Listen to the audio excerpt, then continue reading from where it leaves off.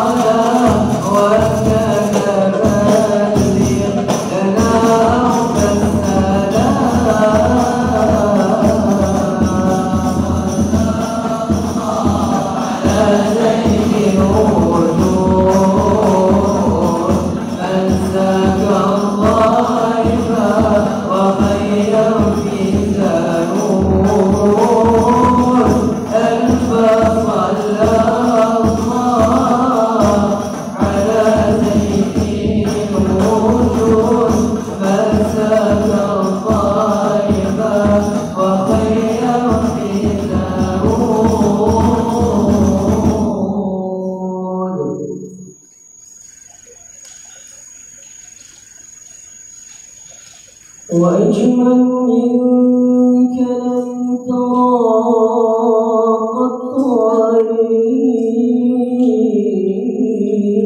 عين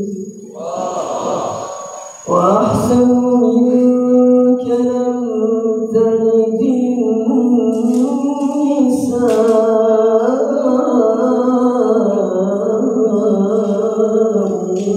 النساء ويقدم براء من كل عيب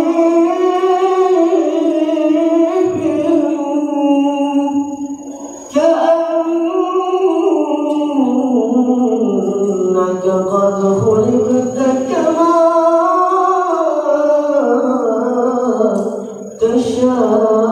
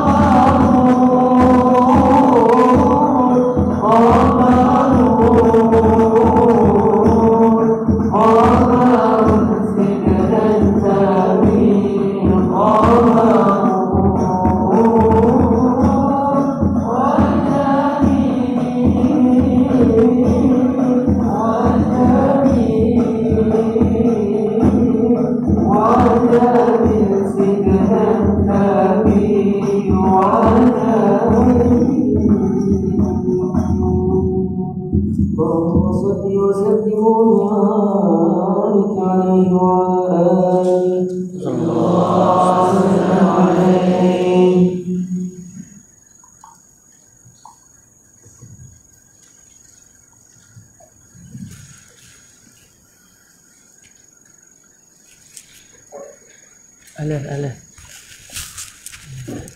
نبدأ على طول هكذا. أعوذ بالله من الشيطان الرجيم. بسم الله الرحمن الرحيم. السلام عليكم ورحمة الله تعالى وبركاته.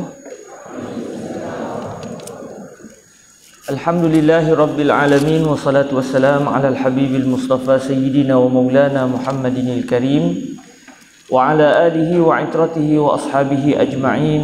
أشهد أن لا إله إلا الله وحده لا شريك له وأشهد أن سيدنا ومولانا محمدا عبد الله ورسوله وصفيه من خلقه وحبيبه، أدى الأمانة وبلغ الرسالة ونصح الأمة وكشف الله به الغمة. اللهم صل وسلم وزد وبارك على الحبيب المصطفى سيدنا ومولانا محمد وعلى آل سيدنا محمد اللهم أمين. Amma ba'd. Alhamdulillah, kita sama-sama mengucapkan kesyukuran kepada Allah Subhanahu Wa Taala di atas nikmat dan kurniaan daripada Allah. Kita dapat bertemu pada pagi yang berbahagia ini. Semoga Allah Subhanahu Wa Taala memberikan kebaikan kepada kita yang berterusan. Allahumma amin. Apatah lagi dalam hari Jumaat, hari yang paling mulia dalam seminggu, kita menyebut pula tentang insan paling mulia, makhluk paling mulia yang pernah diciptakan oleh Allah, iaitu Sayyiduna Rasulullah sallallahu alaihi wa alihi wasallam. Moga-moga Allah Subhanahu wa taala memberikan kebaikan yang berterusan kepada kita. Allahumma amin. Dengan berkat pembacaan hadis-hadis Rasulullah sallallahu alaihi wa alihi wasallam pada hari ini biiznillah subhanahu wa taala. Para hadirin adik-adik yang dirahmati Allah Subhanahu wa taala, hari ini kita akan meneliti buku hadis 40 tentang amalan yang mudah namun pahalanya melimpah ruah. Dan sebelum saya membacakan hadis-hadis ini, menjadi satu munasabah yang baik untuk saya bacakan terlebih dahulu hadis yang saya telah mendengar daripada guru saya, Fadilatul Syekh Usamah bin Badi' Sa'idan Al-Filastini. Dan itulah hadis yang mula-mula saya dengar daripada beliau. Beliau juga telah mendengar hadis ini daripada guru beliau, Syekh Muhammad Abdul Huda Al-Yaqubi, dan itulah hadis yang mula-mula sekali Syekh Usamah dengar daripada Syekh Muhammad Abdul Huda Al-Yaqubi. Begitu juga Syekh Muhammad Abdul Huda Al-Yaqubi mendengar hadis ini daripada guru beliau, dan itulah hadis yang mula-mula dengar oleh beliau sampai ke atas, naik dengan sanad yang bersambung sampai kepada Sayyiduna Sufyan ibn Uyainah radhiyallahu ta'ala anhu an Amr ibn Dinar an Abi Qabus an Abdullah ibn Amr ibn al-As radhiyallahu ta'ala anhuma qala Rasulullah sallallahu alaihi wa alihi wasallam ar-rahimuna yarhamuhumur rahman irhamu man fil ardi yarhamukum man fis sama. Jadi itulah hadis yang saya telah mendengar daripada guru saya Syekh Usamah, dan itu hadis yang mula-mula saya dengar daripada beliau. Beliau pun begitu, guru beliau pun begitu. Begitulah ke atas sehingga sampai kepada Sayyiduna Abdullah ibni Amr ibn al-As radhiyallahu ta'ala anhuma, bahawa beliau telah menyatakan Rasulullah sallallahu alaihi wasallam telah bersabda, ar-rahimuna yarhamuhumur rahman. Orang yang merahmati akan dirahmati oleh Ar-Rahman, oleh Allah Azza wa Jalla. Sayangilah, rahmatilah, belas ihsanlah kepada siapa sahaja yang berada di atas muka bumi. Moga-moga yang di langit akan menyayangi kamu semua. Irhamu man fil ardi yarhamukum. Dalam sebagian riwayat yarhamkum man fis sama. Sayangilah siapa yang berada di atas muka bumi, moga-moga yang berada di langit atau nescaya yang berada di langit akan menyayangi kamu semua. Hadis ini dipanggil sebagai al-hadis al-musalsal bil awwaliyah, dan saya yakin adik-adik putera-puteri yang dirahmati Allah Subhanahu wa taala pernah mendengar hadis ini daripada para masyayikh, para ulama yang datang ke sini. Dan saya kira ramai ini, inilah hadis yang mula-mula adik-adik dengar daripada saya pun begitu, guru saya pun begitu, sampai kepada murid kepada Sayyidina Sufyan ibn Uyainah radhiyallahu taala anhu. Dan ada 25 orang yang telah menghubungkan sabdaan ini, bermula daripada Sayyidina Abdullah turun kepada Abu Qabus, turun sampai kepada guru saya Fadilatul Syekh Usamah. Jadi ada 25 orang yang telah menjadi perantara antara saya dengan Rasulullah sallallahu alaihi wasallam menerusi hadis ini. Maknanya antara adik-adik dengan Rasulullah kalau ikut melalui saya ada 26 orang.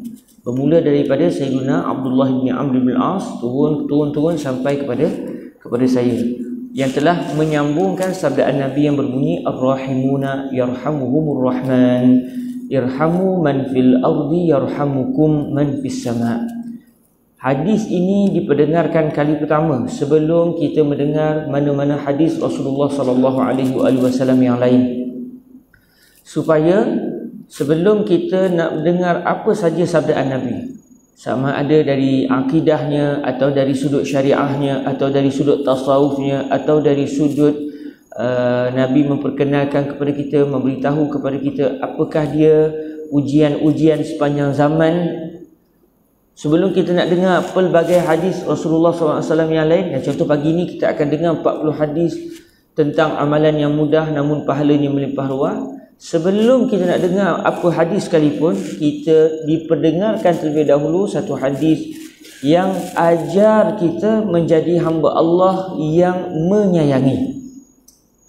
Islam ini agama yang dibina di atas dasar al-hub, cinta kepada Allah, cinta kepada Rasul, cinta kepada seluruh manusia. Saya pernah bertanya kepada guru saya Fadilatul Syekh Yusri bin Rushdi Al-Hasani, apakah dia tasawuf? Kata guru saya, tasawuf adalah hubbullah wa hubbu Rasulillah wa husnuz zan bil mu'minin. Tasawuf adalah cinta kepada Allah, cinta kepada Rasulullah sallallahu alaihi wasallam, dan bersangka baik dengan kaum muslimin. Maknanya agama kita ni agama yang ajar kita untuk mencintai Allah, mencintai Rasul dan kasih kepada kaum muslimin seluruhnya tanpa berkecuali. Maknanya jiwa kita, orang yang nak belajar hadis Rasulullah, adalah jiwa yang sepatutnya kena penuh dengan sifat rahmah, kasih sayang. Tak terfikir dalam hati kita nak buat zalim dengan orang. Allah Ta'ala memulakan Al-Quranul Karim secara susunan surahnya. Dimulakan Allah Ta'ala menjadikan surah Al-Fatihah itu surah yang mula-mula sekali. Awwalu ayatin fil Fatihah ma hiya? Awwalu ayat fil Fatihah al-basmalah, yani bismillahirrahmanirrahim. Jadi awal-awal ayat dalam surah Al-Fatihah adalah bismillahirrahmanirrahim, dengan nama Allah yang Maha Pemurah, Maha murah rahmatnya, lagi Maha mengasihi. Maknanya dimulakan Al-Quranul Karim itu dengan ayat yang menyatakan sifat Allah yang menyayangi, yang merahmati. Dan hadis yang diperdengarkan kali pertama kepada kita pun adalah hadis yang mengajar kita supaya menyayangi dan merahmati. Maksud dia, tak betul kalau ada orang belajar hadis Rasulullah sallallahu alaihi wasallam, dia boleh belajar, dia boleh menadah kitab hadis, tiba-tiba jiwanya kasar, jiwanya penuh dengan benci, jiwanya penuh dengan dendam. Ni tak betul. Jiwanya nak buat naya pada orang. Tak betul, sebab hadis yang mula-mula sampai ke telinganya adalah hadis yang berbunyi Ar-Rahimun yarhamuhumur Rahman. Orang yang menyayangi akan dirahmati, disayangi oleh Allah Azza wa Jalla, Tuhan yang Maha Pemurah rahmatnya. Lalu Nabi SAW bersabda, irhamu man fil ardi, kamu semua sayangilah siapa sahaja yang berada di atas muka bumi. Kalau ikut dalam hadis ini tanpa berkecuali, tak kira siapa pun orang itu, orang Islam ke, orang bukan Islam ke, orang yang baik dengan kita ke, orang yang buat jahat dengan kita ke, Nabi kata irhamu man fil ardi, sayangilah siapa sahaja yang berada di atas muka bumi, yarhamukum man fis sama', moga-moga yang berada di langit. Siapa yang berada di langit? Man kana fis sama'? Rabbuna Rabbuna Allah azza wa jalla kana fis sama' wa khalaqas sama' summa dakhala as-sama'. A'udzubillahi minasyaitonir rajim wa min hadhil maqula. Yang berada di langit adalah para malaikat Allah azza wa jalla. Kerana sebagaimana yang kita belajar dalam akidah Ahlus Sunnah wal Jamaah, akidah Asy'ariyah dan Maturidiyah, Allah Azza wa Jalla tidak bertempat dan tidak beranggota badan. Maknanya yang berada di langit dalam sabdaan Nabi ini merujuk kepada para malaikat Allah Azza wa Jalla. Kalau malaikat Allah di langit, yang berada di langit dah sayang kepada kita, maksud dia Allah Azza wa Jalla juga kasih kepada orang tersebut. Sebab malaikat tidak akan menyayangi mereka yang dibenci oleh Allah Azza wa Jalla. Jadi kalau kita mempunyai jiwa menyayangi sesama makhluk Allah Azza wa Jalla, kita buat baik kepada yang berada di bumi, yang di langit akan menyayangi kita. Bila di langit sudah menyayangi kita, maksudnya Allah Azza wa Jalla juga turut menyayangi orang tersebut. Moga-moga hadis ini akan terus menjadi pegangan kita dalam apa keadaan sekalipun, supaya kita menjadi manusia yang akan memandang seluruh kaum muslimin, memandang manusia ini dengan pandangan kasih sayang, pandangan menyayangi, sehingga kita tak akan terfikir untuk mendoakan kecelakaan kepada orang walaupun orang tu buat zalim dengan kita. Sebab irhamu man fil ardh yarhamukum man fis sama'.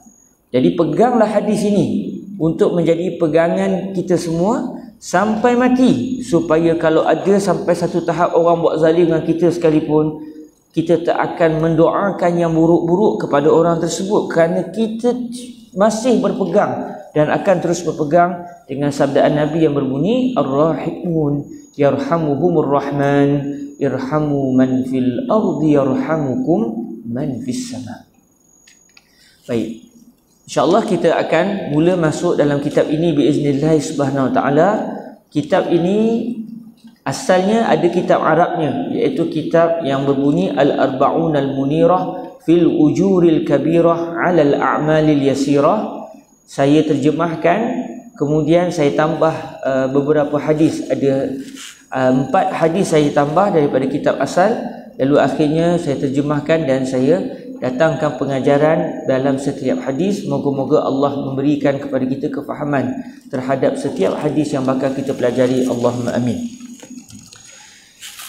Sebelum kita masuk buku ini, kalau tengok di buku ni, setiap awal kitab tu akan ada satu ucapan yang berbunyi inna rahmati sabaqat ghadabi. Kalau kita tengok buku tu, setiap buku tu akan ada tertulis inna rahmati sabaqat ghadabi. Setiap buku surat kan? Inna rahmati sabaqat ghadabi.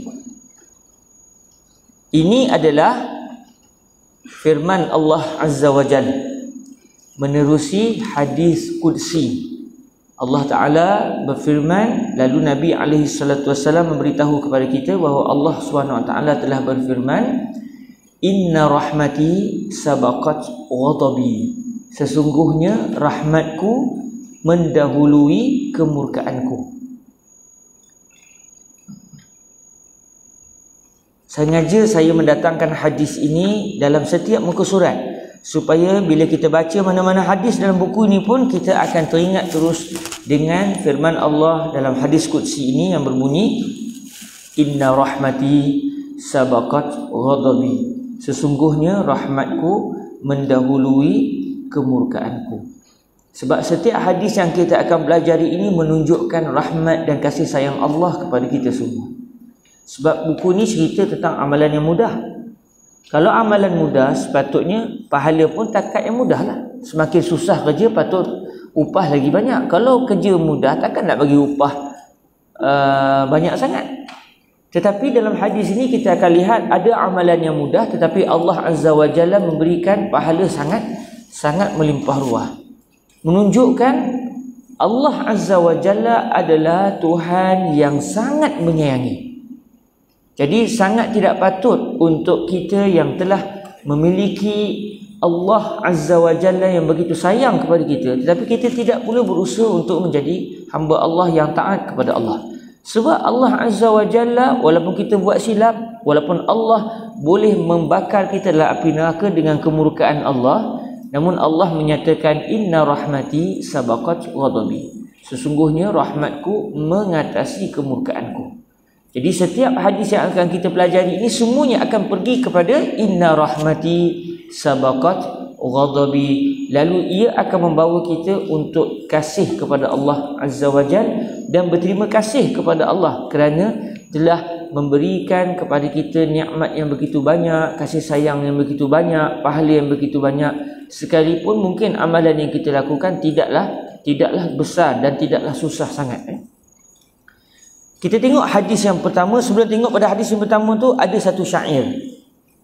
Satu syair yang saya datangkan di sini. Ya sadatan lahumu bil Mustafa nasabu, rifqan biqaumin lahum bil Mustafa hasabu, ahlul hadisi humu ahlun nabiyyi wa in. Dalam sebagian riwayat, ahlul hadisi humu ahlur rasuli fa in lam yashabu nafsahu anfasahu sahibu. Wahai para pemerintah, wahai orang-orang besar, sesungguhnya mereka itu memiliki nasab yang berkait dengan Al-Mustafa. Mereka itu iaitu para ulama hadis. Wahai orang-orang besar, sesungguhnya mereka iaitu para ulama hadis, mereka memiliki nasab yang berkait dengan Al-Mustafa sallallahu alaihi wasallam. Maka berlaku lemah lembutlah kepada satu kumpulan yang mana kemuliaan mereka adalah disebabkan Al-Mustafa sallallahu alaihi wasallam, iaitu para ulama hadis. Jadi syair ini nak bagi tahu kepada orang-orang besar. Sebab orang besar kadang-kadang melihat seseorang itu tinggi atas dasar kedudukan keduniaan, duit banyak, pemerintah, orang yang ada pengaruh, barulah orang ini dianggap orang besar. Syair ini nak bagi tahu, wahai orang besar, kamu kena ingat ada satu kumpulan mereka mempunyai nasab dengan Nabi. Mereka mempunyai kaitan dengan Nabi alaihi salatu wasalam, dan mereka ini adalah satu kaum yang dimuliakan oleh Allah kerana mereka berkait dengan Sayyiduna Rasulullah sallallahu alaihi wasallam. Maka berlaku lemah lembutlah kepada mereka sebab mereka ini tinggi kedudukannya di sisi Sayyiduna Rasulullah sallallahu alaihi wasallam. Lalu sambungan kepada syair ini, ahlul hadithi humu ahlur rasuli fa in lam yashabu nafsahu anfasahu sahibu. Ahlul hadis, mereka yang mempelajari hadis. Moga-moga kita termasuk dalam kumpulan ini, Allahumma amin. Orang yang mendalami hadis Rasulullah sallallahu alaihi wasallam, mereka merupakan ahli keluarga Rasulullah sallallahu alaihi wasallam. Sekalipun mereka tidak bersahabat dengan diri Rasulullah. Sebab kita ditakdirkan hidup selepas kewafatan Sayyiduna Rasulullah sallallahu alaihi wasallam. Sekalipun, kata syair ini, sekalipun mereka tidak bersahabat dengan diri Rasulullah, dengan jasad Rasulullah sallallahu alaihi wasallam, anfasahu sahibu. Mereka bersahabat dengan nafas-nafas Rasulullah sallallahu alaihi wasallam. Mereka sentiasa bersama dengan bicara Rasulullah. Mereka bersahabat dengan titah perintah Sayyiduna Rasulullah sallallahu alaihi wasallam. Jadi mereka ini walaupun tidak bersahabat dengan jasad Nabi, tetapi mereka ini hidup di dalam membicarakan sabdaan Sayyiduna Rasulullah sallallahu alaihi wasallam. Alhamdulillah, hari ini Allah Azza wa Jalla merezekikan kepada kita untuk berada dalam majlis pembacaan hadis Rasulullah sallallahu alaihi wasallam. Kita akan bersahabat dengan nafas Sayyiduna Rasulullah sallallahu alaihi wasallam.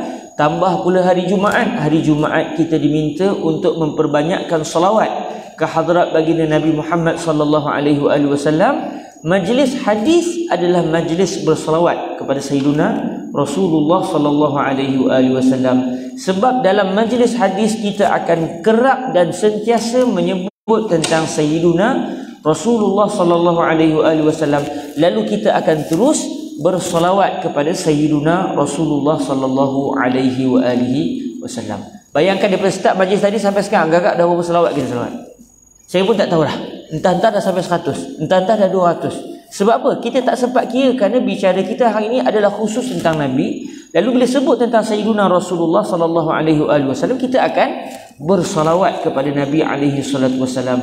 Alhamdulillah, satu majlis yang baik pada hari Jumaat, kita memperbanyakkan selawat kepada Nabi alaihi salatu wasallam menerusi majlis pembacaan hadis-hadis Rasulullah sallallahu alaihi wasallam pada hari ini. Jadi buku ini akan membicarakan tentang 40 sabdaan Nabi yang berkisar, yang berkait dengan amalan yang mudah untuk kita buat, tetapi kita akan lihat pahalanya sangat melampau-lampau, sangat besar, untuk menunjukkan kepada kita inna rahmati sabaqat ghadabi. Rahmatku, kata Allah, mendahului kemurkaanku. Walaupun kamu buat silap, walaupun kamu ada buat masalah dengan aku, seakan-akan begitu Allah nak sebut kepada kita, namun rahmatku tetap akan mendahului kemurkaanku. Aku akan terus memberikan rahmatku dan kasih sayangku kepada kamu, walaupun mungkin kamu akan buat silap dengan aku. Dan bila kita fikir balik, kenapa Allah Azza wa Jalla begitu kasih benar kepada kita ni? Rupa-rupanya kerana kita adalah umat Al-Habib Al-Mustafa sallallahu alaihi wasallam. Kuntum khaira ummatin ukhrijat linnas. Kata guru kami, Fadilatul Syekh Yusri bin Rushdi Al-Hasani, ketika Allah berfirman dengan firman ini, kuntum khaira ummatin ukhrijat linnas, ayat itu habis di situ. Maknanya Allah nak bagi tahu kamu semua ini adalah sebaik-baik umat yang sudah dikeluarkan oleh Allah daripada seluruh umat manusia ini. Allah pilih untuk menjadi sebaik-baik umat. Kenapa? Sebab kerana kita adalah umat yang dipilih untuk menjadi umat khusus kepada Sayyiduna Rasulullah sallallahu alaihi wasallam. Nabi-nabi yang paling terbaik, para sahabat Nabi, generasi manusia selepas Nabi-Nabi dan Rasul-Rasul yang paling terbaik. Kalau orang tanya kita, dalam banyak-banyak manusia, manusia apa paling terbaik? Rasulullah. Dalam banyak-banyak generasi apa yang paling terbaik? Generasi para Nabi dan para Rasul. Selepas generasi para Nabi dan para Rasul, siapa pula yang paling terbaik? Para sahabat Sayyiduna Rasulullah sallallahu alaihi wasallam. Sebab Allah pilih mereka secara khusus untuk sezaman dan untuk dapat menatap Nabi dan dapat bersahabat dengan Nabi alaihi salatu wasallam. Allah padankan yang paling terbaik untuk bersama dengan baginda Nabi alaihi salatu wasallam. Dari sudut umat pula, umat Nabi Muhammad atau umat Nabi Nuh atau umat Nabi Musa atau umat mana-mana Nabi, siapa yang paling terbaik? Umat Sayyiduna Rasulullah sallallahu alaihi wasallam. Sebab Allah memberikan kepada mereka satu nikmat, beriman kepada Allah dan beriman kepada Sayyiduna Rasulullah sallallahu alaihi wasallam pada zaman kebangkitan Sayyiduna Rasulullah sallallahu alaihi wasallam. Jadi kata guru kami, kuntum khaira ummatin ukhrijat linnas, itu ayat sempurna. Adapun ta'muruna bil ma'rufi wa tanhauna 'anil munkari wa tu'minuna billah, ini merupakan ciri-ciri umat yang terbaik ini. Dalam umat yang terbaik ini, secara umumnya umat ini akan menyuruh kepada kebaikan, melarang daripada kemungkaran, dan mereka beriman kepada Allah Azza wa Jalla.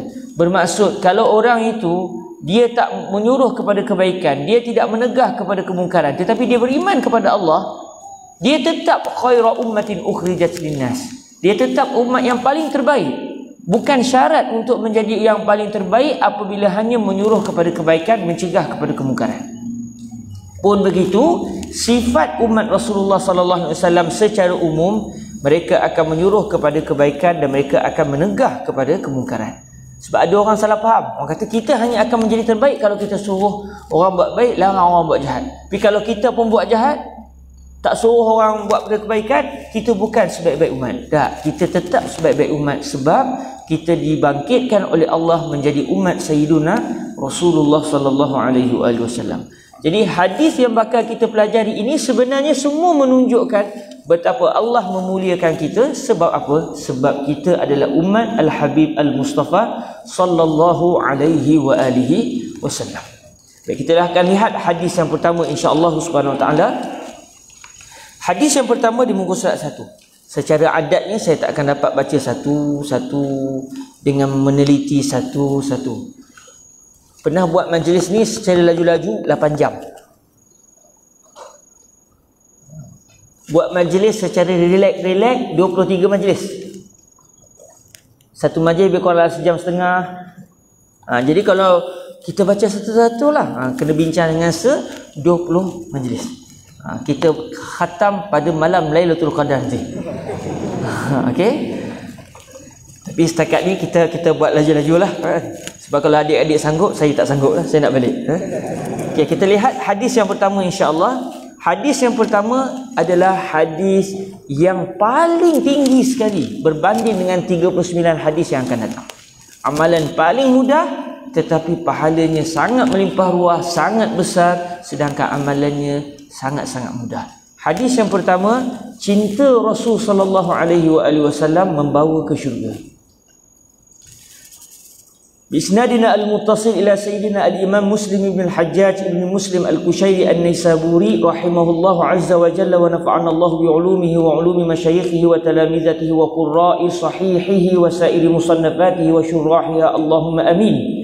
Bisanadihi an Anas ibn Malik radhiyallahu ta'ala anhu qala jaa'a rajulun ila Rasulillah sallallahu alaihi wa alihi wasallam faqala ya Rasulullah mata as-sa'ah قال وما أعددت للساعة قال حب الله ورسوله قال فإنك مع من أحببت قال أنس رضي الله تعالى عنه فما فرحنا بعد الإسلام فرحا أشد من قول النبي صلى الله عليه وآله وسلم فإنك مع من أحببت قال أنس رضي الله تعالى عنه فأنا أحب الله ورسوله وأبا بكر وعمر فأرجو أن أكون معهم وإن لم أعمل بأعمالهم رواه مسلم.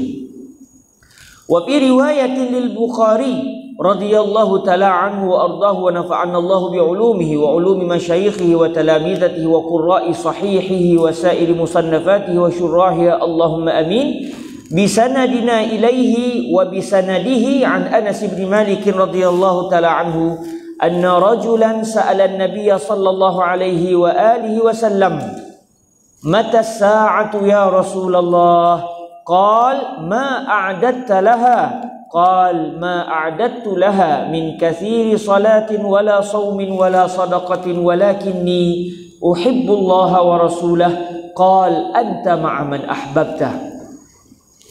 Okey, kita lihat terjemahan bagi hadis ini daripada Sayyidina Anas bin Malik. Sengaja saya hijaukan kalimah Anas sebab dalam buku ini setiap yang berwarna hijau, tulisan berwarna hijau itu adalah sahabat Nabi alaihi salatu wasallam. Sebab apa? Sebab bila kita baca kita akan sebut radhiyallahu anhu. Sebab kita ni menyayangi semua yang berkait dengan Nabi. Antara yang berkait dengan Nabi adalah para sahabat Rasulullah sallallahu alaihi wasallam. Maka semua sahabat Nabi adalah kecintaan kita. Daripada Sayyidina Anas bin Malik radhiyallahu taala anhu, beliau telah berkata, seorang lelaki telah datang kepada Rasulullah sallallahu alaihi wasallam. Jangan tak berselawat rugi dalam majlis selawat bila senyap. Mungkin selawat dalam hati tak elok. Dalam hati rugi. Baik kita berselawat dalam hati pun berselawat, mulut pun kita berselawat. Jadi kita akan dapat pahala menggunakan lidah untuk berselawat kepada Sayyidina Rasulullah sallallahu alaihi wasallam.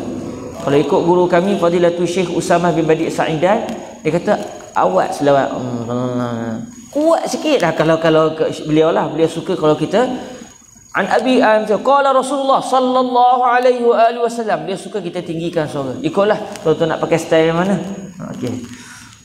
Daripada Sayyidina Anas bin Malik radhiyallahu taala anhu, beliau telah berkata, seorang lelaki telah datang kepada Rasulullah sallallahu alaihi wasallam. Lalu beliau telah berkata, wahai Rasulullah sallallahu alaihi wasallam, bilakah kiamat? Baginda telah bersabda, apakah yang anda telah persiapkan untuknya? Beliau telah berkata, cinta Allah dan Rasulnya. Baginda telah bersabda, maka sesungguhnya anda bersama dengan orang yang anda cintai. Sayyiduna Anas radhiyallahu taala anhu telah berkata, maka kami tidak pernah gembira selepas kami memeluk agama Islam dengan satu kegembiraan yang lebih kuat daripada sabdaan Nabi sallallahu alaihi wasallam. Maka sesungguhnya anda bersama dengan orang yang anda cintai. Sayyiduna Anas radhiyallahu taala anhu telah berkata, maka saya mencintai Allah, Rasulnya, Sayyidina Abu Bakar dan Sayyidina Umar radhiyallahu anhuma. Lalu saya mengharapkan agar saya akan bersama-sama dengan mereka sekalipun saya tidak beramal dengan amalan-amalan mereka. Hadis ini telah diriwayatkan oleh Al-Imam Muslim. Di dalam riwayat yang lain bagi Al-Imam Al-Bukhari radhiyallahu taala anhu dengan sanad beliau daripada Sayyidina Anas bin Malik radhiyallahu taala anhu bahawa ada seorang lelaki telah bertanya kepada Nabi sallallahu alaihi wasallam, bilakah kiamat wahai Rasulullah sallallahu alaihi wasallam? Baginda telah bersabda, apakah yang anda telah persiapkan untuknya? Beliau telah berkata, saya tidak mempersiapkan untuknya dengan banyaknya salat, tidak juga dengan banyaknya puasa, dan tidak juga dengan banyaknya sedekah, tetapi saya mencintai Allah dan Rasulnya. Baginda telah bersabda, anda bersama dengan orang yang anda cintai. Hadis yang kita dengar sebentar tadi menceritakan tentang satu orang lelaki bertemu dengan Nabi SAW. Lalu lelaki ini, seorang sahabat Nabi, tanya kepada Sayyidina Rasulullah sallallahu alaihi wasallam, apakah dia hari kiamat? Bila hari kiamat? Mata sa'ah? Rasulullah sallallahu alaihi wasallam tidak menjawab soalan sahabat baginda tadi. Sebaliknya Nabi alaihi salatu wasallam bertanya kembali kepada sahabat tersebut, apa yang kamu telah persiapkan untuk menghadapi hari kiamat? Maknanya soalan tidak dibalas dengan jawapan, sebaliknya soalan dibalas dengan soalan balik. Sebab apa? Sebab hari kiamat tak akan berlaku selagi kita masih ada. Selagi orang Islam masih ada, kiamat tak akan berlaku. Itu yang disebut oleh Sayyidina Rasulullah sallallahu alaihi wasallam, bahawa tidak akan berlaku hari kiamat selagi masih ada yang sebut Allah, Allah, Allah. Selagi masih ada kalimah Allah disebutkan oleh orang Islam, selagi itu kiamat tidak akan berlaku. Jadi kiamat hanya akan berlaku setelah seluruh umat Islam dikembalikan kepada Allah. Lalu yang hidup atas muka bumi masa itu hanya yang tidak beragama Islam. Maka ketika itu, selepas itu berlakulah hari kiamat. Bila Rasulullah sallallahu alaihi wasallam tanya kepada sahabat tadi, apa yang kamu persiapkan untuk menghadapi hari kiamat? Sahabat tadi datang nak tanya soalan, tiba-tiba dia tanya soalan. Lalu sahabat ni sebut kepada Nabi, saya ni tidaklah mempersiapkan diri saya untuk menghadapi hari kiamat dengan banyaknya ibadah, dengan banyaknya selawat, dengan banyaknya salat, dengan banyaknya puasa. Saya tidak mempersiapkan diri untuk menghadapi hari kiamat dengan ibadah yang banyak. Tetapi saya cinta kepada Allah, saya cinta kepada Rasulullah sallallahu alaihi wasallam. Lalu Rasulullah sallallahu alaihi wasallam menjawab apa yang disebut oleh lelaki tadi. Kata Nabi alaihi salatu wassalam, fa innaka ma'a man ahbabta, sesungguhnya kamu bersama dengan orang yang kamu kasihi.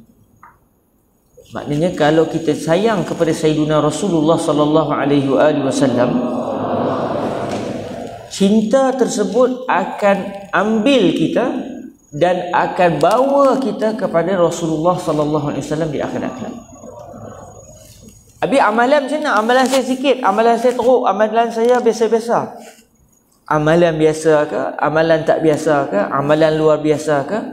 Cinta tersebut akan cari orang yang mencintai Nabi untuk diambil lalu diletakkan bersama dengan Rasulullah sallallahu alaihi wasallam. Kata Sayyidina Anas bin Malik radhiyallahu taala anhu, saya tidak pernah sepanjang masuk Islam merasa gembira lebih daripada gembiranya saya mendengar sabdaan Nabi sallallahu alaihi wasallam, fa innaka ma'a man ahbabta. Saya, kata Sayyidina Anas bin Malik, tidak pernah rasa gembira lebih daripada mendengar sabdaan ini, sebab saya cinta kepada Allah, saya cinta kepada Rasulullah, saya cinta kepada Sayyidina Abu Bakar, saya cinta kepada Sayyidina Umar. Walaupun amalan saya tak macam Nabi, tak macam Sayyidina Abu Bakar, tak macam Sayyidina Umar, tapi bila Nabi sebut fa innaka ma'a man ahbabta, maksudnya cinta ini akan ambil saya di akhirat dan akan letakkan saya bersama dengan Nabi dan juga Sayyidina Abu Bakar dan juga Sayyidina Umar. Walaupun amalan saya biasa-biasa, tapi apa yang disebut oleh Nabi ini akan menyebabkan saya akan bersama dengan mereka di syurga kelak. Jadi kata Sayyidina Anas, banyak-banyak saya dengar sabdaan Nabi cerita tentang kelebihan tu, kelebihan ni, tak pernah pun saya rasa gembira lebih daripada saya mendengar sabdaan Nabi fa innaka ma'a man ahbabta. Maka dengan sebab itulah saya sendiri meletakkan hadis yang pertama ini sebagai hadis yang mula-mula disebut dalam kitab ini, untuk menyatakan kita bersyukur kepada Allah Azza wa Jal kerana setiap daripada kita sudah memiliki perasaan cinta kepada Rasulullah sallallahu alaihi wasallam. Maknanya di akhirat kelak cinta ini akan cari kita. Di mana pun kita berada di akhirat nanti, cinta ini akan cari, dia akan pegang kita, dia akan bawa kita bersama dengan Nabi alaihi salatu wassalam, walau apa keadaan amalan kita sekalipun. Tapi janganlah kau menyentuh saya cinta pada Nabi, lepas tu tak payah mayang kot. Nabi kata fa innaka ma'a man ahbabta. Memanglah betul lah Nabi sebut tu, tapi takut kita transit. Transit lah api neraka. Transit mana ni? Nabi tak kata pun segera, kan? Cinta ambil lewat sikit, buat macam mana? Hang teruk sangat atas dunia, bagi rentung dulu, kan? Baru nak ambil. Tak maulah transit ke adik-adik nak transit Ustaz? Di RNR, saya tak mau, saya nak terus. Fa innaka ma'a man ahbabta.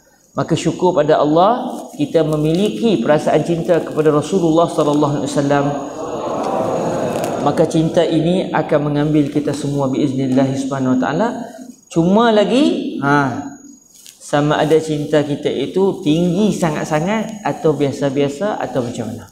Sebab itu tanggungjawab kita adalah memupuk perasaan cinta kepada Rasulullah sallallahu alaihi wasallam, supaya apa yang kita lakukan atas dunia ni semuanya kita akan teringat kepada Sayyidina Rasulullah sallallahu alaihi wasallam. Alhamdulillah. Kita lihat hadis yang kedua. Tak baca apa pengajaran hadis? Nak baca boleh 23 jam. Hadis yang kedua, kelebihan bersolawat kepada Rasulullah sallallahu alaihi wasallam. Yang ni pun tak ada nak sebut, adik-adik semua dah bersolawat.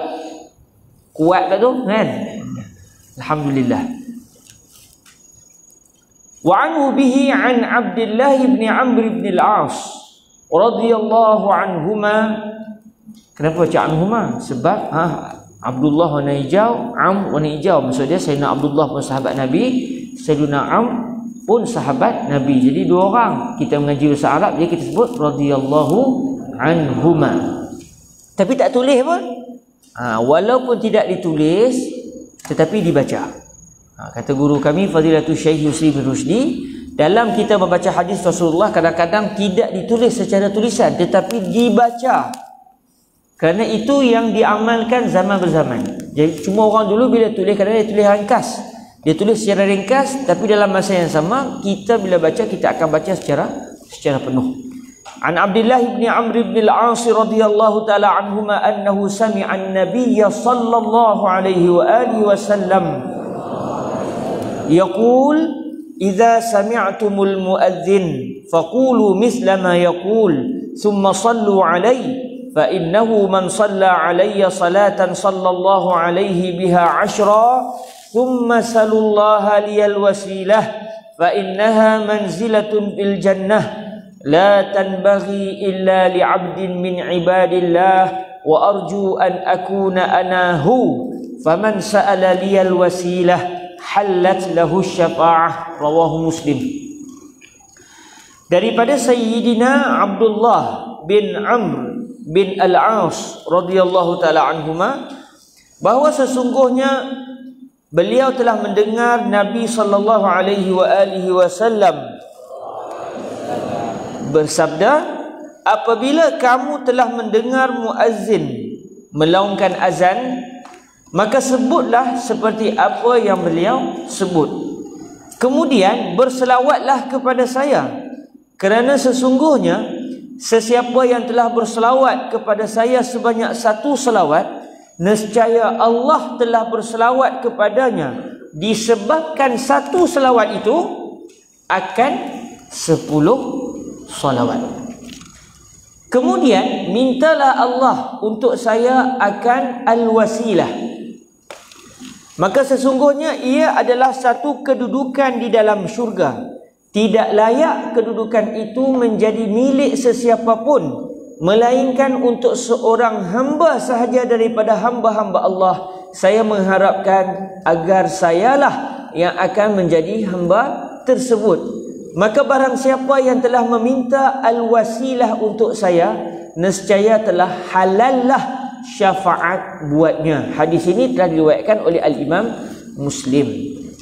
Kalau kita lihat hadis ini dia menceritakan khusus tentang kelebihan bersalawat kepada Nabi alaihi salatu wasallam, ditambah dengan dinyatakan bilakah antara tempat yang kita ini dituntut untuk bersalawat ke hadrat Sayyiduna Rasulullah sallallahu alaihi wasallam. Dalam hadis ini disebut, Nabi kata apabila kamu mendengar muazzin melaungkan azan, maka sebutlah macam yang disebut oleh muazzin. Sebab tu kita akan sebut macam muazzin sebut. Muazzin kata Allahu Akbar, Allahu Akbar, kita pun sebut Allahu Akbar, Allahu Akbar. Asyhadu an la ilaha illallah, kita pun sebut asyhadu an la ilaha illallah.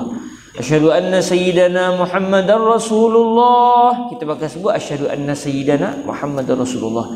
Hayya 'alas salah, yang ni kita tukar sikit, la haula wala quwwata illa billah. Hayya 'alal falah pun sama juga. Allahu Akbar, Allahu Akbar, kita pun sebut Allahu Akbar, Allahu Akbar. La ilaha illallah, kita pun sebut la ilaha illallah, macam yang muazzin sebut. Kemudian apa yang kita akan lakukan? Kata Nabi, kemudian berselawatlah kepada saya. Maksudnya antara tempat yang kita hendaklah berselawat kepada Nabi alaihi salatu wasallam, iaitu selepas selesai mendengar laungan azan.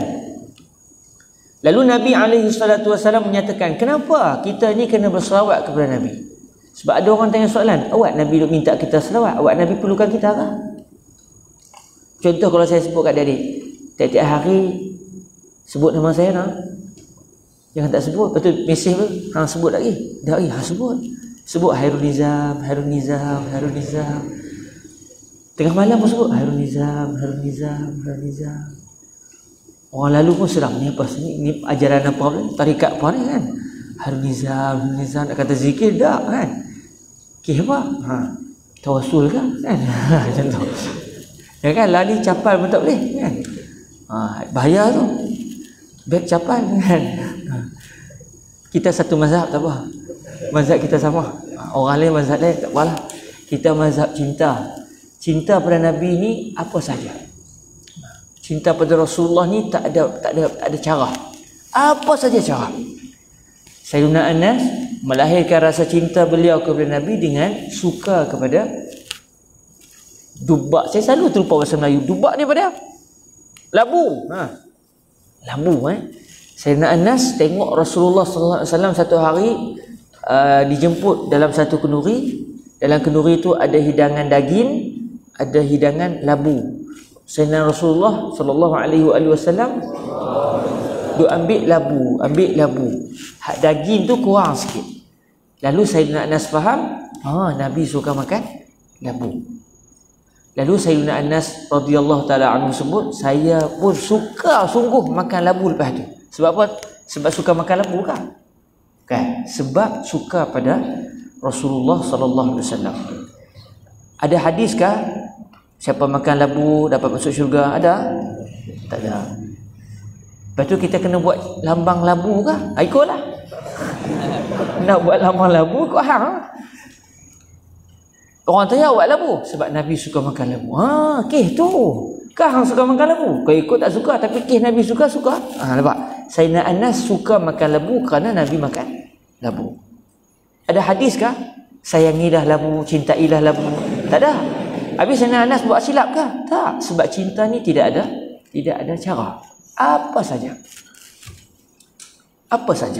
Sayyidina Abdullah ibni Umar Ibn al-Khattab radhiyallahu ta'ala anhuma mempamerkan rasa cinta beliau kepada Nabi setiap kali lalu satu tempat tu ada kaitan dengan Nabi, beliau akan berhenti. Awak berhenti sini, dulu Nabi berhenti sini. Awak bila berjalan tiba-tiba kena berhenti di sini. Kita kan nak teruskan berjalan, betul, tapi di sini dulu Nabi pernah lalu, Nabi berhenti sini. Maknanya kamu berhenti ni bukan sebab memang nak berhenti, bukan, tapi sebab Nabi berhenti sini. Nampak? Cinta Sayyidina Abdullah ibni Umar bin Khattab dizahirkan dengan cara begitu. Sayyidina Bilal, bagaimana Sayyidina Bilal menzahirkan rasa cinta beliau kepada Nabi? Tak sanggup dah duduk Madinah, tinggalkan terus Rasulullah. Awak tak suka Nabi ke? Siapa kata tak suka? Tapi tak boleh duduk di Madinah, duduk teringat Nabi, tak boleh hidup. Akhirnya jauh daripada Nabi atas dasar cinta pada Nabi. Caranya tu pula. Setiap orang dia ada cara dia. Macam adik kita, dia cara dia buh lambang capal. Capal orang kata buh di kaki. Tak, capal kita buh di hati. Cia sikit lah. Okey. Jadi cinta ni tak ada. Setiap orang dia ada cara cinta dia. Hang marah orang cinta apa? Orang cinta kan orang gila. Kan?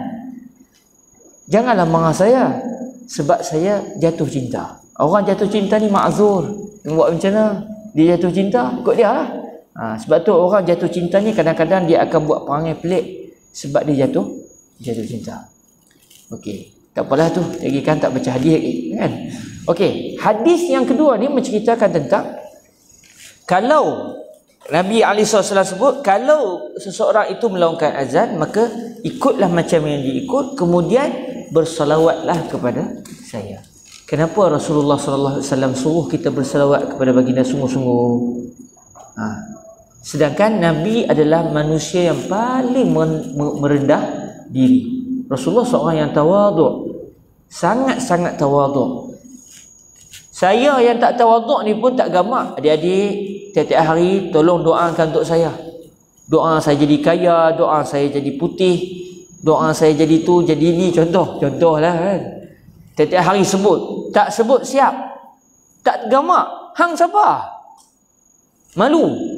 Tapi Nabi SAW lagi tawaduk, lagi pemalu. Tiba-tiba Nabi minta kita berselawat sungguh pada baginda Nabi. Sebab apa tuan-tuan? Sebab apa adik-adik? Sebab kerana Nabi kata, satu salawat kamu kepada aku, Allah akan balas dengan 10 salawat. Nabi nak nama kita disebut oleh Allah. Itu sebab dia. Bukan Nabi perlukan salawat kita. Sebab yang telah bersalawat kepada Nabi, Allah dan para malaikat, sebelum kita bersalawat kepada Sayyidina Rasulullah sallallahu alaihi wasallam. Jadi mudah habaknya selawat kita ni lekeh sangat kot banding dengan selawat malaikat dan selawat Allah Azza wa Jalla sendiri ke hadrat baginda Rasulullah sallallahu alaihi wasallam.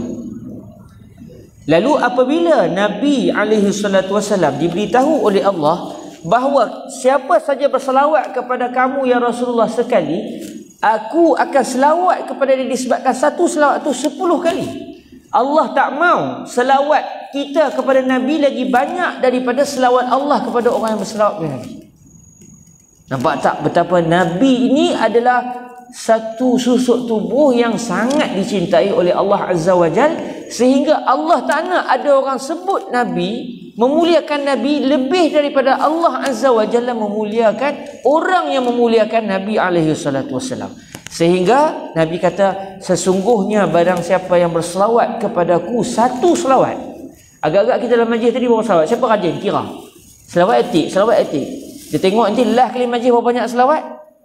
Katakan sepanjang selawat sampai pukul berapa? Malam ke 12 ke apa malam ni? Lupa saya pun. Katakan kita dah berselawat 10,000 kali, saya pun tak tahu. Asal sampai tu. Katakan kita dalam sepanjang majlis 10,000 kali berselawat pada Nabi, banyak tu, banyak. Allah Ta'ala berselawat pada kita berapa? 100,000.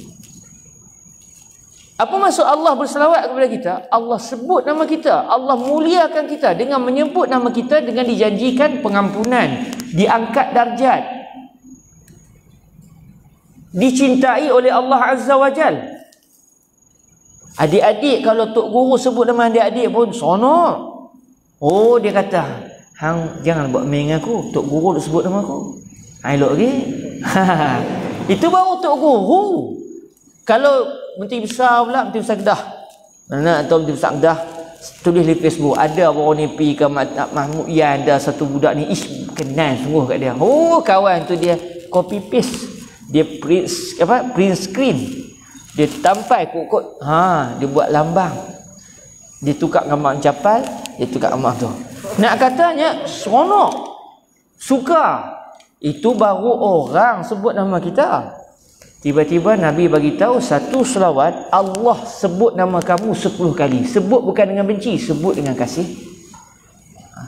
Maknanya kita tadi ni sepanjang dalam majlis ni dan akan berterusan, nama kita sentiasa disebut oleh Allah di sisi para malaikat Allah, menyatakan aku sayang kepada fulan bin fulan, aku ampunkan dosa fulan bin fulan. Setiap nama kita ni disebut oleh Allah Azza wa Jalla. Lepas tu sedih, nak rasa sedih ke kalau orang tak sebut nama kita? Allah, apa sangat orang sebut nama kita? Aku orang tak sebut nama aku, tak kisah. Allah dah sebut nama aku. Boleh tulis di Facebook, Alhamdulillah hari ni Allah sebut nama aku banyak kali dah. Boleh lah, boleh. Kalau nak tulis kira boleh. Nanti orang akan viral. Awak hang tahu? Tahu lah baca hadis nombor 2. Sebab fa innahu man shalla alayya salatan sallallahu alaihi biha ashra.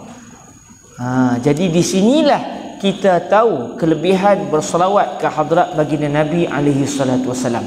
Sampai Al-Imam Ibnu Athaillah Sakandari suatu menceritakan dalam kitab beliau Tajul Arus. Al-Imam Ibnu Athaillah Sakandari bagi tahu bagi orang-orang yang dah tua-tua ni, yang pada zaman muda dia tak sempat nak beribadah, tapi alhamdulillah kita daripada muda beribadah, alhamdulillah. Tapi kalaulah contoh ada tok wan kita, hak tok nek kita, hak yang tua-tua ni yang tak dan nak beribadah pada zaman muda, lepas tu dapat kesedaran nak kembali kepada Allah, apa dia nak buat? Kita nak suruh dia hafal Quran, dia pun tak mampu dah mungkin. Kita nak suruh dia, pakcik setiap hari jangan lupa 3 jam qiyamul lail. Apa dia 3 jam? Dia tanya, dia jawab macam tu pula. Pakcik jangan lupa nak baca Quran sujud saya apa dia? Kata Imam Ibnu Athaillah Sakandari, perbanyakkan bersolawat dan banyakkan menyebut zikir-zikir yang pahalanya melampau-lampau. Yang kita bincang ni. Jadi antara sebab juga penghasilan kita ni adalah hasil daripada apa yang diisyaratkan oleh Al-Imam Ibnu Athaillah Sakandari. Kata Ibnu Athaillah Sakandari, satu selawat dibalas 10 oleh Allah. Allah berselawat kepada orang yang berselawat kepada Nabi. Ini satu nikmat yang sangat besar. Kalau Allah sebut nama je pun, baguslah fulan bin fulan, hak tu je pun. Kalau sekali sebut pun kita akan rasa gembira, apatah lagi kalau satu selawat disebabkan satu itu dibalas 10 oleh Allah Azza wa Jalla. Sebab tu para awliya kita, orang saleh kita, mereka akan sentiasa bersalawat ke hadrat baginda Nabi alaihi salatu wassalam. Dan kata guru kami Fadilatul Syekh Sa'd bin Sa'd Jawish Al-Husaini rahimahullah azza wa jal, majlis membaca hadis adalah majlis bersalawat ke hadrat baginda Nabi alaihi salatu wassalam. Jadi peluang, ini satu peluang untuk adik-adik memperbanyakkan salawat. Hari Jumaat ni pula dituntut kita banyakkan salawat. Kalau boleh dapat 1000 salawat lagi bagus. Tapi rasa dalam majlis ni dapat 1000 salawat kita ni bersalawat sampai, cuma tak ada nak kira. Kalau nak kira saya tak ada nak tengok jam berapa ni pun dah tak tahu berapa ni. Jam macam nak mati betul. Saja nak mati supaya kita lajak bagi nanya ke adik-adik. Okey, jadi banyakkan berselawat ini kata Nabi SAW, satu selawat dibalas 10. Jadi adik-adik boleh buat pakej. Boleh buatlah pakej masing-masing. Hari ni Allah nak suruh Allah sebut nama berapa kali tak? Nak sebut 100 kali kot, selawat 10 kali.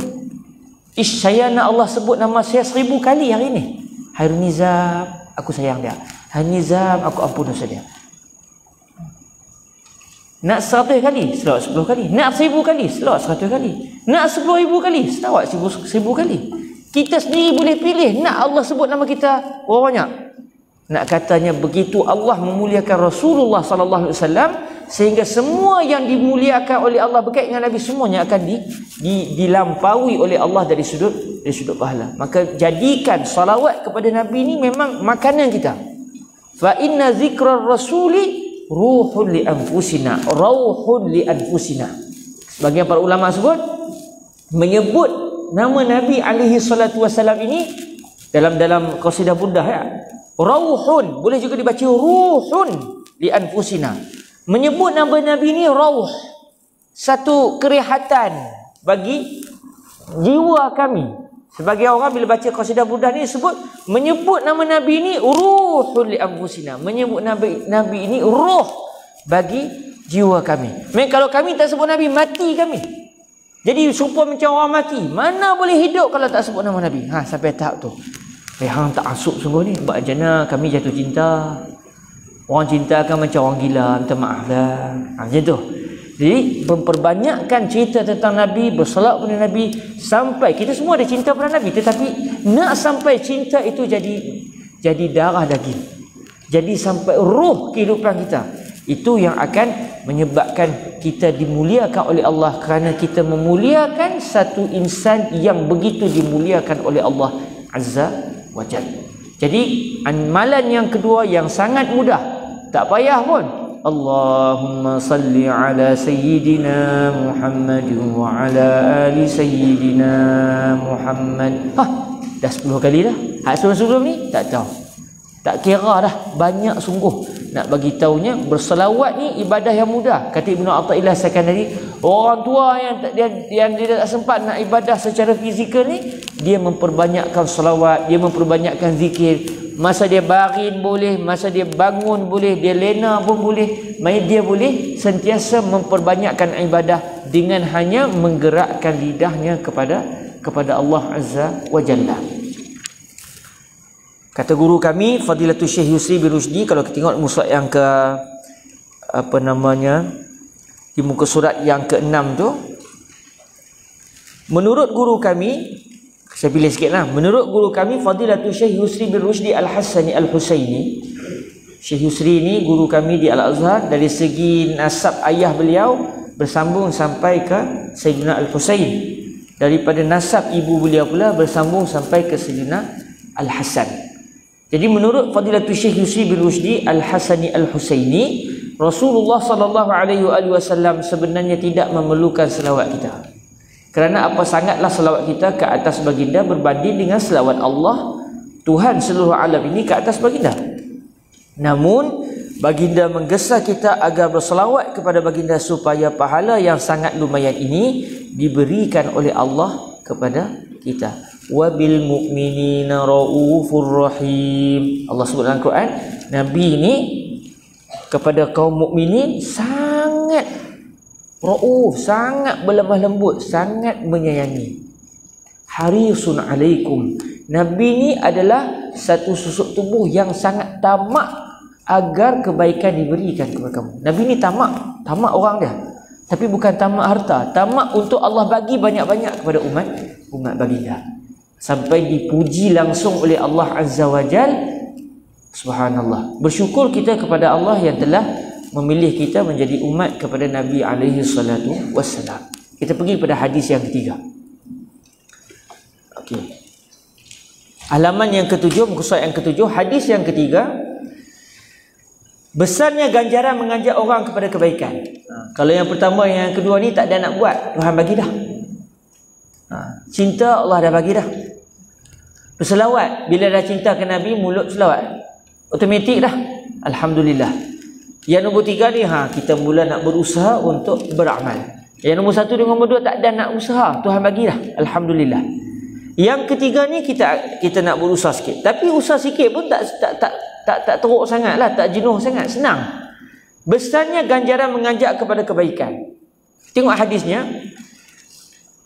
Wa anhu bihi an Abi Hurairah radhiyallahu ta'ala anhu anna Rasulullah sallallahu alaihi wa alihi wasallam qala Man da'a ila hudan kana lahu minal ajri mithlu ujuri man tabi'ahu la yanqusu dhalika min ujurihim syai'a wa man da'a ila dalalatin kana alayhi minal ithmi mithlu athami man tabi'ahu la yanqusu dhalika min athamihim syai'a rawahu Muslim wa fi riwayatin ukhra lahu an Jarir ibn Abdullah radhiyallahu ta'ala anhu qala Ja'a nasun minal a'rabi ila Rasulillah sallallahu alaihi wa alihi wasallam alaihim suf fara'a su'a halihim qad asabathum hajatun fahatha an-nasa 'ala as-sadaqah faabta'u 'anhu hatta ru'iya dhalika fi wajhihi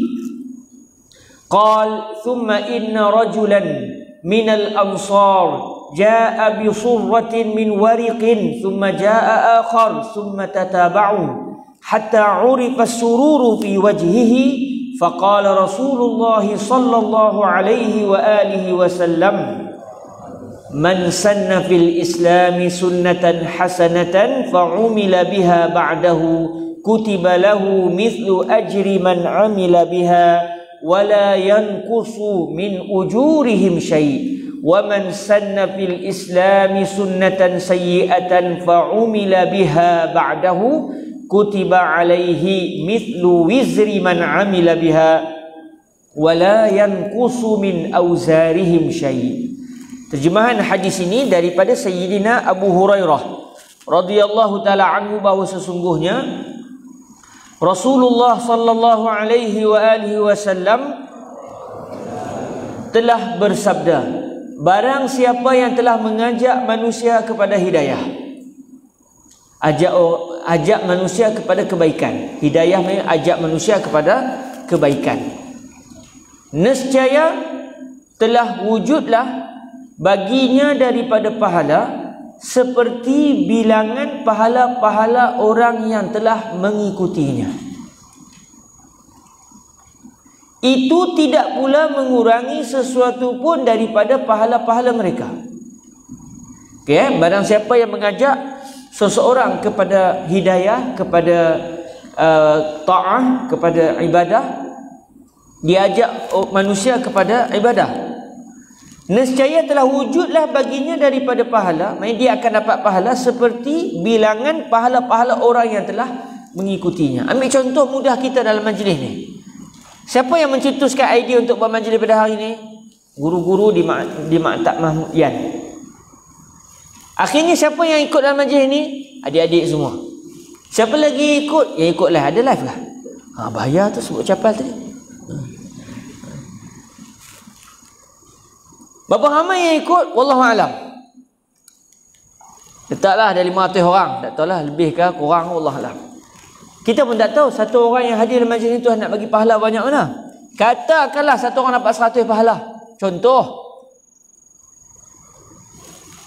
500 orang, setiap seorang dapat 100. Ini contoh. Jangan kata disebut oleh ustaz siapa hadir majlis dapat 100 pahala. Rawahu khairun nizam. Jangan buat pasal Lepas kata hadis maudhu' nanti. Memang hadis maudhu' pun sebab tak tahu. Katakan ni sebagai contoh, satu orang dapat 100 pahala. Dalam majlis ni setiap seorang kita dapat 100. Katakan yang ikut majlis ni 500 orang. Tuan-tuan guru kita di Maktab Mahmud, bahasa cakap Arab payah cakap Melayu. Maktab Mahmud Yan. Dia kata qadi ni qadiyan. Qadin fil jannah wa qadiyan fil nar. Bahaya tu lah. Nak jadi qadi jangan jadi qadi dian, bahaya. Okey, balik ke cerita kita tadi. Katakan dalam ramai-ramai yang ikut ni ada 500 orang. Setiap seorang dapat 100 pahala. Tuan-tuan guru kita di Maktab Mahmud Yan dapat berapa banyak pahala? 500 kali 100. Dapat apa? 500 kali 100. 500 titik tu 1, 2. Jadi 50,000. Betul tak? Betul kan? Saya matematik lemah, minta maaf. 510 jadi 5,000. 100 jadi 50,000. Katakan ustaz ataupun tuan guru kita yang buat iklan tu dia tak mai pun, contoh, dia mai. Katakan dia tak mai,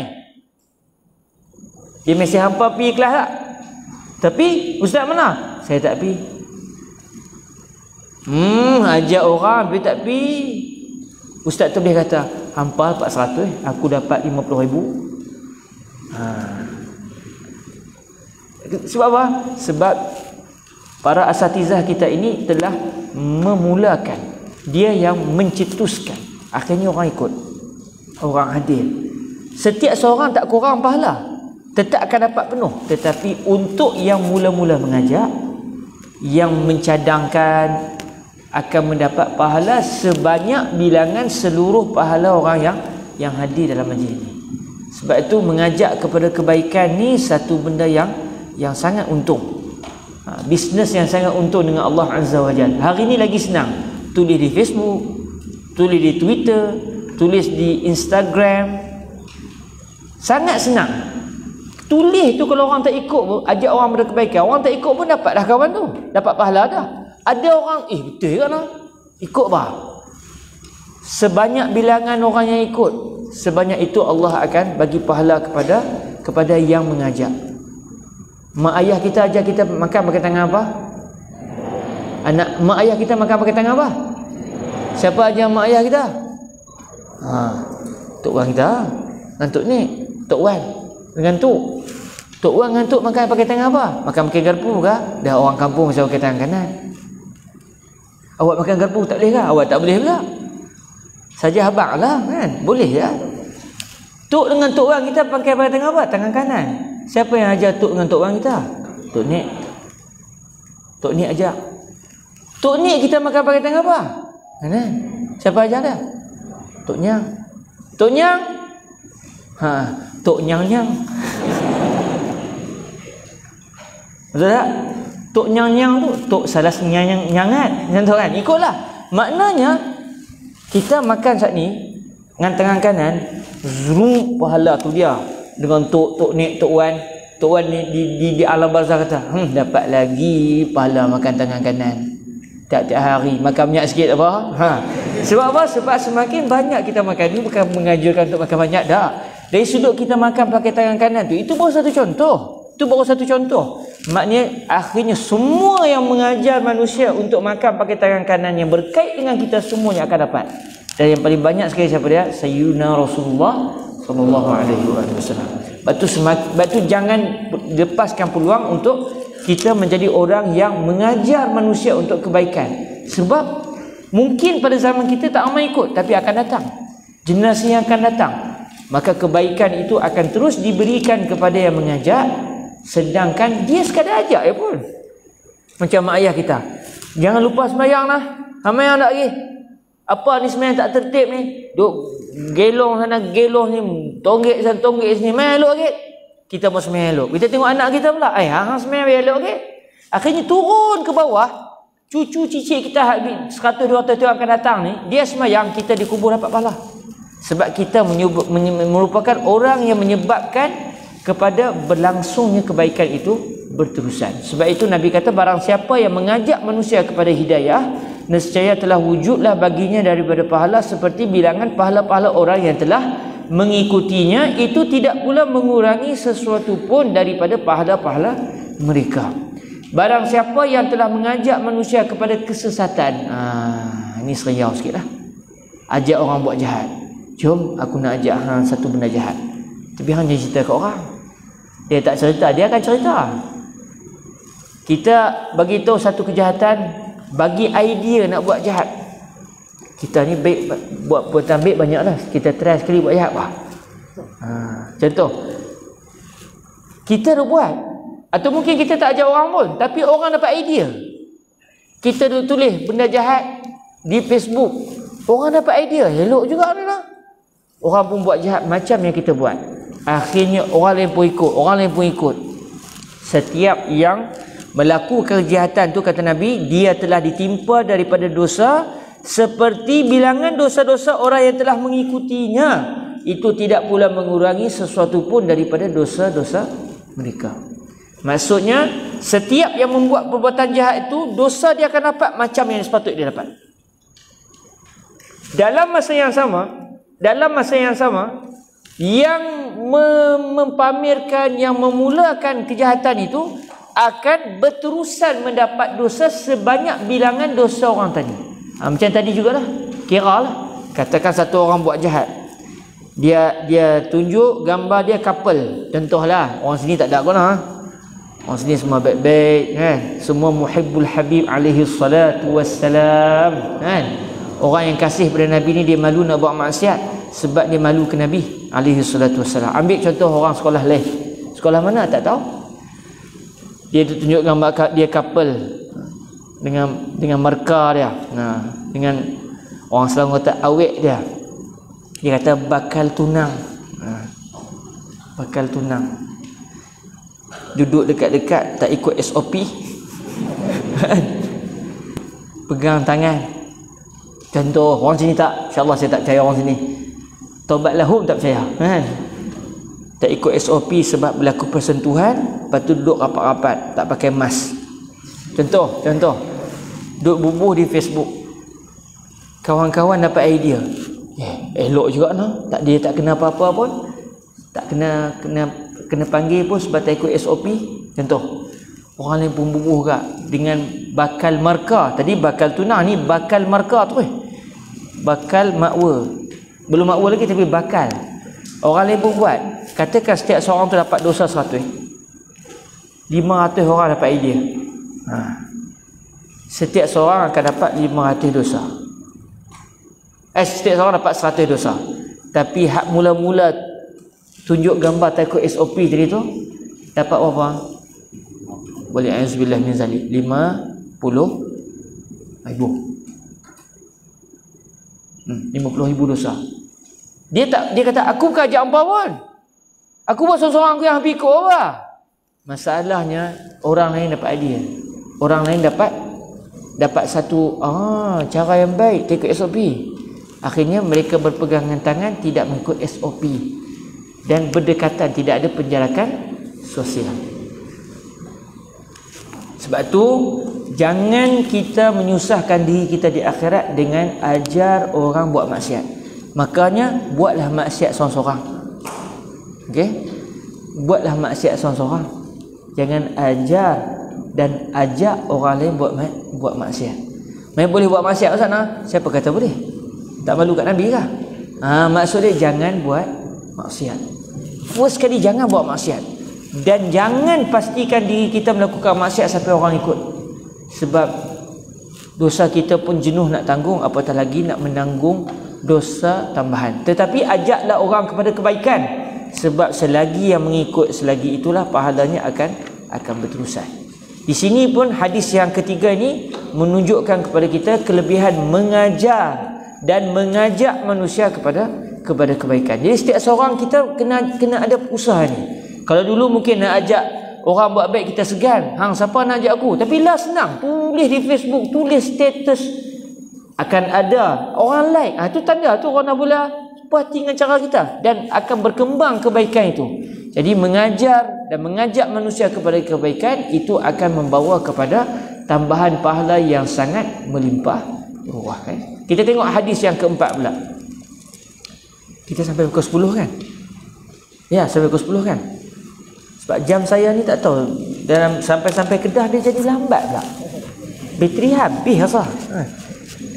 Nak kena tengok sebab takut dia takut dia terlewat setengah jam.